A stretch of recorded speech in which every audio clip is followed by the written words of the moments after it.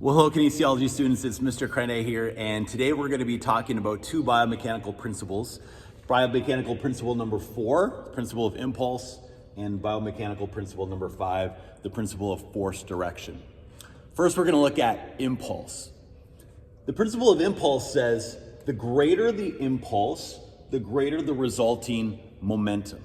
So if I have a greater impulse, then I'm going to have a resulting momentum, and it's either going to be on myself or on an object.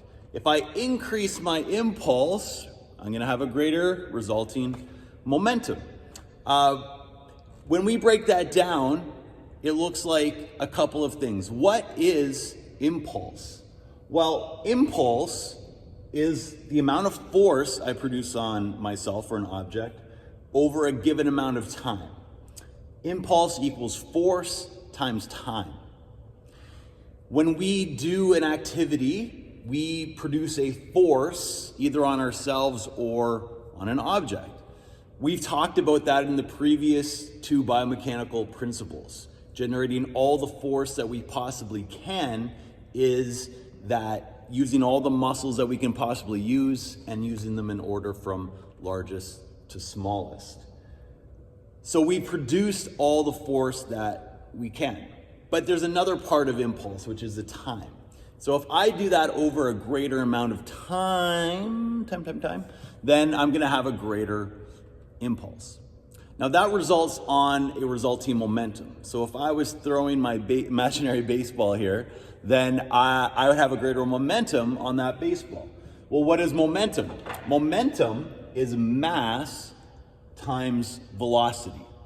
So my baseball will have a given mass, and that will stay constant through the entire activity. That won't change.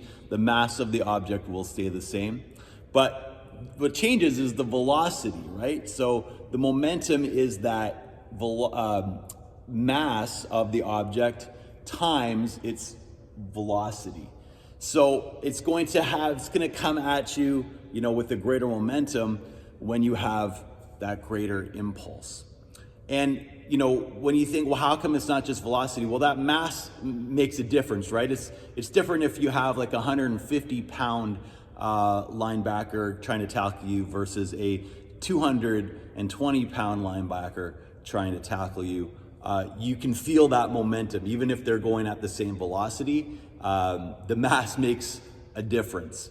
But the velocity can make a difference too. If that 220-pound linebacker is having less velocity, then that 150-pound linebacker with a lot of velocity could actually, you'd feel that a bit more. So that's what we mean when we talk about momentum. Important physics concept here is this: impulse equals momentum.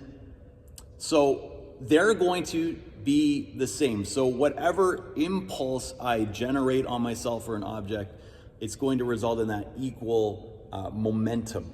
So we can represent this in a more mathematical sequence here.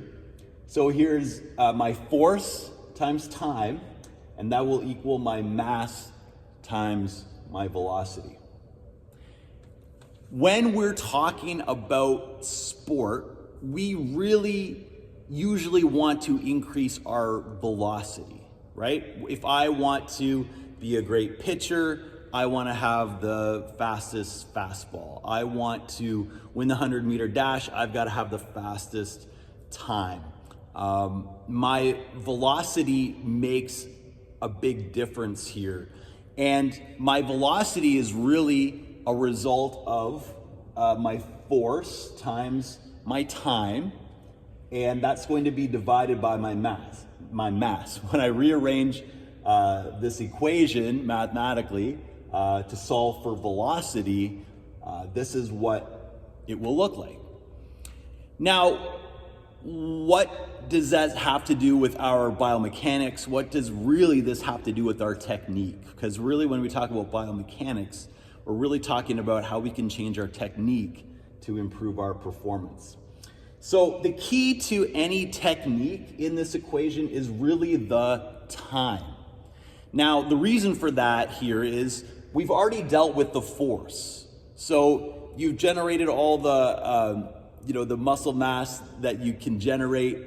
You've also understanding biomechanical principle number 2 and 3. You've used all the muscles you possibly can in the correct order. So assuming that you've generated all the force that you possibly can already, and assuming that the mass is going to be constant on an object, you're not going to, gain weight in the middle of a match, or the object's not going to change mass.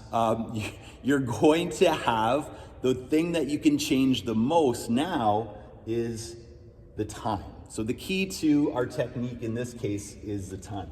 So your question is, how can I increase the time, right? So how can I increase the time, for example, that the ball stays in my hand as I'm throwing it? How can the ball, staying in baseball here, how can the ball stay on the bat for a given, a greater amount of time? One of the key things, and one of the things you've learned in sport, if you've been participating for a long time, is the idea of the follow through, right? A lot of coaches have told you probably improve your follow through on, activity X. Think about baseball for a second. So I've got my bat back here. I've got my body turned sideways, so I can use all the joints I can possibly use. And I'm pushing off with my back leg, and I'm going from largest joints to smallest joints. And I've got all these principles here, and I'm making contact on the bat. Now the ball is hitting the bat. Well, if I just kind of stopped, you'd kind of intuitively know that ball's not probably going to go too far. It's going to kind of dribble into the infield a bit. What I want is a follow through.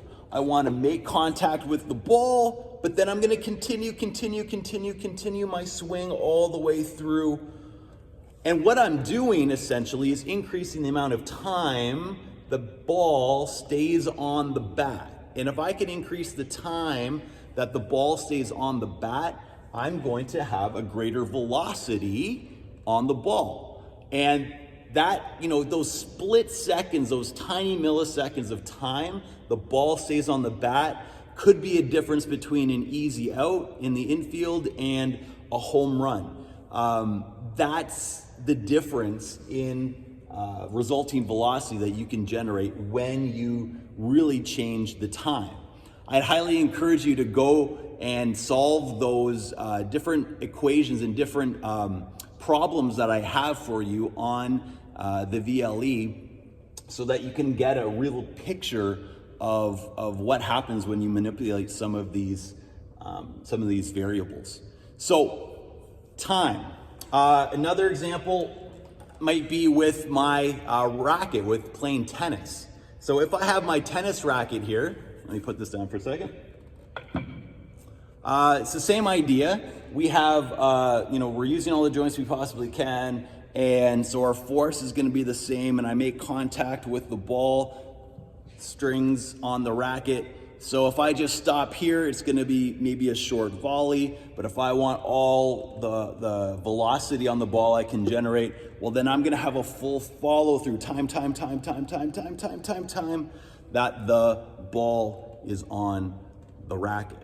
So that's a real difference in the resulting velocity on my tennis ball. So it's increasing the time. And all of our techniques that you can think of in sport, we really want to increase the time that we are applying the force.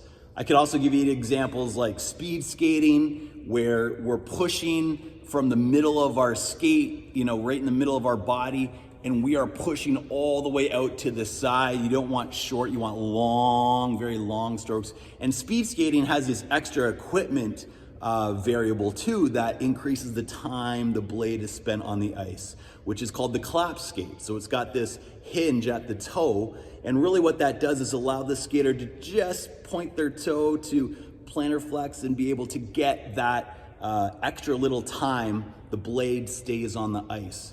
Increase time, increase velocity on the skater.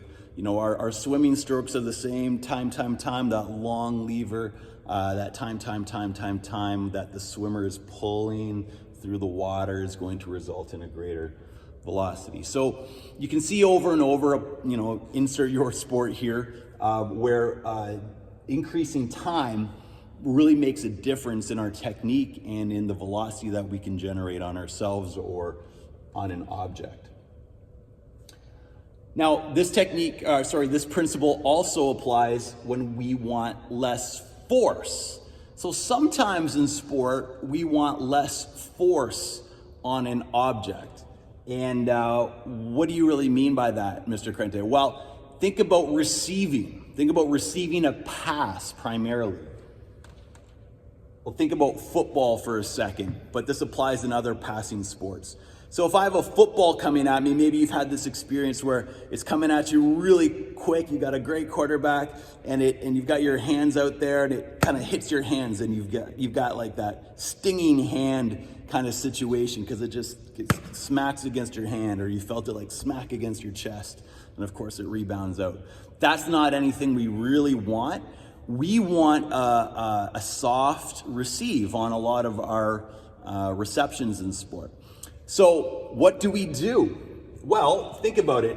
Now I've manipulated this impulse momentum equation to solve for force. So now it's my mass times my velocity. So the ball has a constant mass. It's going to have a constant velocity coming at me. Now, what can I manipulate here? Well, I can manipulate the time, right? And it's the same question. How can I increase the time receiving the ball in order to lessen the force so it's not hurting my hand, stinging me, it's not going to rebound off me quickly?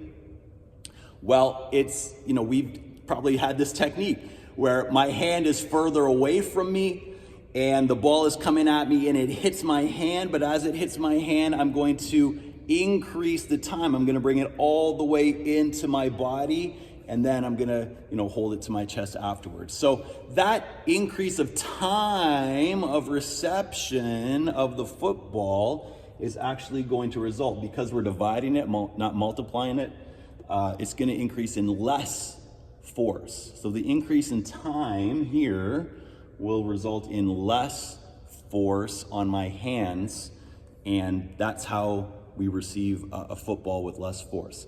Same idea in hockey, that classic Mighty Ducks passing the egg trick, where we receive a hockey puck, it increase the time of reception, it stays on our blade and doesn't rebound off. So all of those things apply with the same idea. How do we increase time? Time is the key to increasing velocity, and time is the key to reducing our force. And we use techniques in order to do that in our sports. Biomechanical principle number 5 is the force direction. So force direction means where the direction I apply my force makes a difference. So the principle says this: movement occurs in the opposite direction of force. Movement occurs in the opposite direction of force. So Newton's third law states for every action, there's an equal and opposite reaction. Now, this principle is fairly basic. So the idea is, if I want to move forward, for every action, there's an equal and opposite reaction. If movement occurs in the opposite direction of force, if I want to move forward, where do I push? Right, I push backwards. So if I push backwards with my foot, then my resulting movement will be forward, right? So pushing back makes me go forward. We have blocks in sprinting that pushing back on the blocks makes my momentum move forward. That wasn't always the case in sprinting. Classic sports movie Chariots of Fire, you see them coming in 1920 Paris Olympics, coming to the start line with a trowel and digging up the sand on the track to give themselves a little bit of a foothold so they can push back in order to sprint forward, right? So that's the basic idea of this principle. Movement occurs in the opposite direction of the force. Same idea if I want to go up, if I want to do a high jump, my force needs to be pushed down to go up. So I'm going to push down to the ground in order to go up in my high jump. That sounds pretty basic, but if you've ever watched elementary school high jump happen, we know that it's hard to translate this kind of forward movement, and all of a sudden you have to, technique, you have to go 1, 2 big steps, really hard plant of the foot to change from a forward movement. Now I'm going to push down on the ground to go up and then to go over the bar. Elementary school students will just kind of keep that momentum going and go crashing into the bar rather than pushing down to go up. They're moving backwards. They're pushing backwards and they end up moving forwards. So another idea here is that running. So if you're a good runner, you know that you don't want to bounce. You don't want to go up and down with your running technique. You want to be able to push back and not waste any energy, moving your body up and down. You just want to focus on that back motion, push back. Sorry, I'm saying motion, but I mean force. That back force, which results in a forward motion. So keeping your head steady. If you watch a great runner, their heads don't move up and down. It's steady and flat. It's because they've developed their proper running technique to just push back, force back to move forward. So that's the idea of the principle of force direction.